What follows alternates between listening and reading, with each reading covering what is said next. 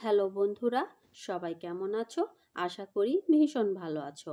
আজকে আবারও চলে এসেছি শখের হাতে খড়ির চুলায় রান্না করে দেখাবো বলে। আজকে কি কি রান্না করছি দেখে নেওয়া যাক। তো আমি কিন্তু আজকে সমস্ত সবজি, বাটা মশলা, মাছ ভালোভাবে কেটে ধুয়ে রেডি করে রেখেছি। আর এদিকে চুলায় শাক ভাজি কিন্তু দিয়ে দিয়েছি। শাকটা আস্তে জালে আস্তে আস্তে নাড়াচাড়া করে ভেজে নিচ্ছি। আমার শাক ভাজি কিন্তু কমপ্লিট। এখন আমরা তুলে নিচ্ছি। এরপরে পরবর্তী রান্নায় চলে যাব। পরবর্তী রান্নায় প্রথমেই আমি কড়াইয়ে সামান্য তেল দিয়ে নিলাম আর লম্বা করে কেটে রাখা পটল দিয়ে দিলাম। এরপরে পেঁয়াজ আর লঙ্কা দিয়ে ভেজে তুলে নিচ্ছি। এর পরবর্তী রান্নায় থাকছে কই মাছের ঝোল। সেজন্য মাছটি প্রথমে ভালোভাবে ভেজে নিচ্ছি দুপাশ ভালোভাবে ভাজা হয়ে গেলে তুলে নিচ্ছি। এরপরে রান্নায় চলে যাব। সেজন্য প্রথমে কিছুটা তেল অ্যাড করে নিলাম। এবার পেঁয়াজ কুচি আর লঙ্কা দিয়ে দিলাম আর বাটা মশলা দিয়ে ভালোভাবে নেড়েচেড়ে কষিয়ে নিচ্ছি। আর দিচ্ছি স্বাদ মতো নুন, ধনিয়া গুঁড়া, হলুদ গুঁড়া, লঙ্কা গুঁড়া। এবার এগুলো খুব ভালোভাবে কষিয়ে নিতে হবে। আর কই মাছ যেহেতু একটু শক্ত কোয়ালিটি, তাই আগে থেকেই দিয়ে মশলার মধ্যে নেড়েচেড়ে নিতে হবে।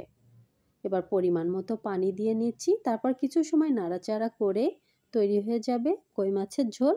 আমাদের মাছটি রান্না করা কমপ্লিট, তুলে নিচ্ছি। এবার পরবর্তী রান্নায় চলে যাব।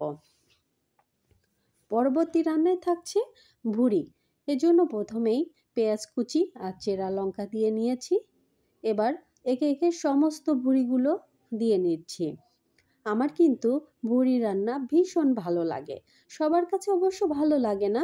যাদের কাছে ভালো লাগে না তারা এভাবে রান্না করে খেয়ে দেখো, ভীষণ ভালো লাগবে আশা করি। এরপরে দিয়ে দিচ্ছি আধা চাঁচা রসুন আর দিয়ে দিলাম বাটা মশলা। বাটা মশলাগুলো দেওয়ার পরে খুব ভালোভাবে নেড়েচেড়ে কষিয়ে নিতে হবে।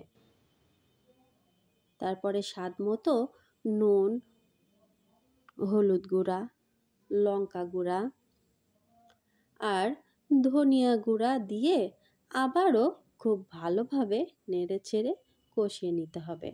যখন কষানো প্রায় শেষের দিকে, সেই মুহূর্তে কিছু আলুর টুকরো আজকে অ্যাড করব, কারণ আমার আলুটা খেতে ভীষণ ভালো লাগে।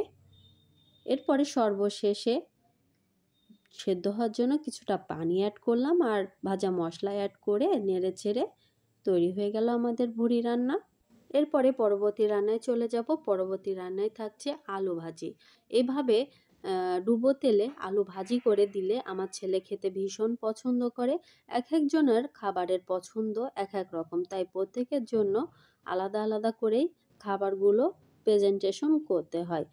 এগুলো দেখতে দেখো অনেকটা ইয়ামি, খেতে তো ইয়ামি হবে। আর আমার ছেলেটা ভীষণ পছন্দ করে।